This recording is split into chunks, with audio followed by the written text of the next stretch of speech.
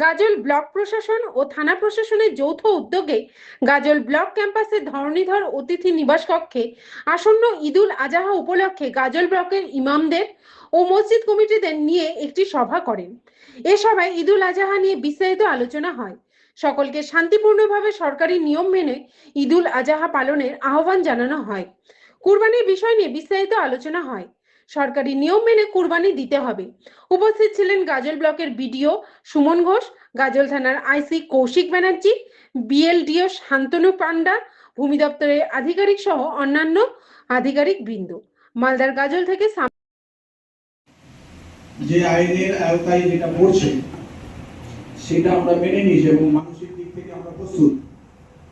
এখন আমরা আইনের যারা রক্ষক আছেন তাদের কাছে আমাদের বিশেষভাবে আবেদন যে আমরা খাসি বা ভেড়ার ক্ষেত্রে যে কুরবানি আমরা দেব সেইটার ক্ষেত্রেও কিছু শৃঙ্খল মানুষ আছে, সব জায়গায় বসবাস করে, আমরা শান্তিপ্রিয়ভাবে বাস করি, তারপরেও শৃঙ্খল কিছু মানুষ তো আছে। তার জন্য আপনাদের কাছে বিশেষভাবে অনুরোধ করছি যেন আপনারা সতর্ক থাকেন এবং আমাদের যে ঈদগাহে যেখানে ঈদ উল জুহার নামাজ অনুষ্ঠিত হবে সেখানে আপনাদের যেন পুলিশ প্রশাসন থাকে এবং এখনো পর্যন্ত যা ইনস্ট্রাকশন আছে সেই একই ইনস্ট্রাকশন এখনো পর্যন্ত বলবৎ আছে। প্রত্যেকেই জানেন যে কোরবানির ক্ষেত্রে যে সমস্ত পশুকে কোরবানি করা হবে তাদের বয়স 14 বছরের বেশি হতে হবে। কোনো দুধ প্রোডাকশন, মিল্ক প্রোডাকশন বা ব্রিডিং বা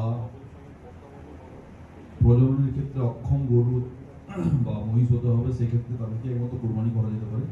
এই ছাড়া অন্যান্য যে সমস্ত স্পিসিসগুলোর কথা বলা আছে, ছাগল বা ভেড়ার ক্ষেত্রে এরকম কোনো নিয়মকানুন এখনো পর্যন্ত আমাদের সামনে এসে পৌঁছায়নি।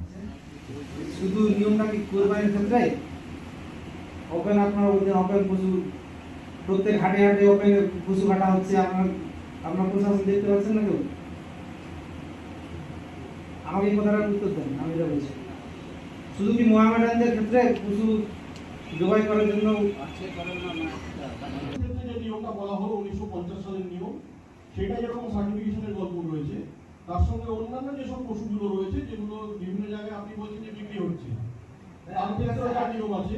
আরেক লোক থাকে না, বলতে থাকা আমাকে কালকে হয়েছে আমার সামনে, আর আগামীকালকে আপনি যাবেন, আমার ফোন নাম্বারে আপনাকে ফোন করবো, কালকে হবে ওপেন। ঠিক আছে, আপনি ফোন নাম্বার দিয়ে দেবেন, আমাদের ফোন নাম্বার আছে। তখন যে সমস্ত সাবধানতাগুলো প্রতি বছর অবলম্বন করা হয় সেগুলো অবলম্বন করে প্রত্যেকে ট্রান্সপোর্টেশন করবেন। যে ওয়েস্ট ম্যানেজমেন্ট, যেটা ছাঁটটা ডিসপোজালের ক্ষেত্রে প্রপার গাইডলাইন মেনে করবেন, যেন কোনোভাবে সেটা এদিক ওদিক বেরিয়ে না যায় এবং কোনো হয়তো ধর্মীয় স্থানে সেটা কেউ নিয়ে চলে গেল, কেউ বদমাইশি করে ফেলে দিল, কিংবা কেউ কনস্পিরেসি করে হয়তো কেউ ফেলে দিল, বা পুকুরে এমন ভাবে মাটির নিচে পুঁতলেন যা খুব অল্প গভীরে থাকলো, কুকুর শেয়ালে সেটা বের করে নিয়ে কুকুর শেয়ালে হয়তো কোথাও ট্রান্সপোর্ট করে দিল, সেটা নিয়ে বড় একটা লয়ার বিশৃঙ্খলা তৈরি হয়ে যেত।